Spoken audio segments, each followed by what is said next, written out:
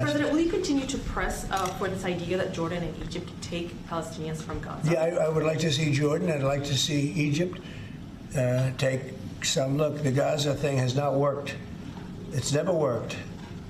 And I feel very differently about Gaza than a lot of people. I think they should get a good, fresh, beautiful piece of land, and we get some people to put up the money to build it and make it nice and make it habitable and enjoyable and Somewhere else. make it a They home. don't want to leave, though. Palestinians say they don't want to leave. I don't know how they could want to stay. It's a demolition site.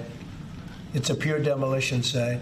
If we could find the right piece of land or numerous pieces of land and build them some really nice places with plenty of money in the area, that's for sure, I think that would be a lot better than going back to Gaza, which has had just decades and decades of death.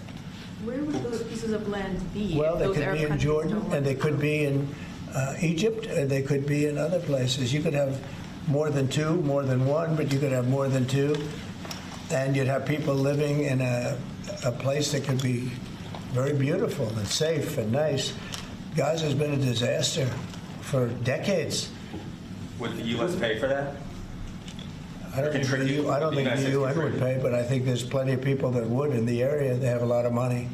They certainly have a lot of money. Some of the countries over there, they'd like to see it. I know that Saudi Arabia wants to see peace. I can see that. And many of the countries there, as far as I'm concerned, they all want peace. I think, maybe I'm wrong on this, but I think Iran would like to see peace too. They've had enough. Don't you think they've had enough? But the leaders of Egypt and Jordan have said bluntly they have no interest in doing this. Well, they may have said that, but a lot of people said things to me.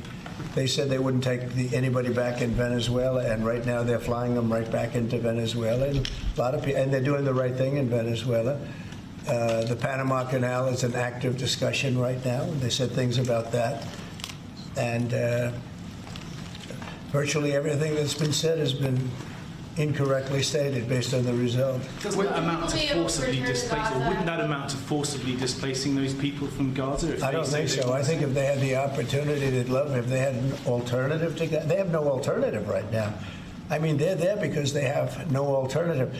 What do they have? It is a big pile of rubble right now. I mean, have you seen the pictures of it? Have you been there? It's terrible to live. Who can live like that?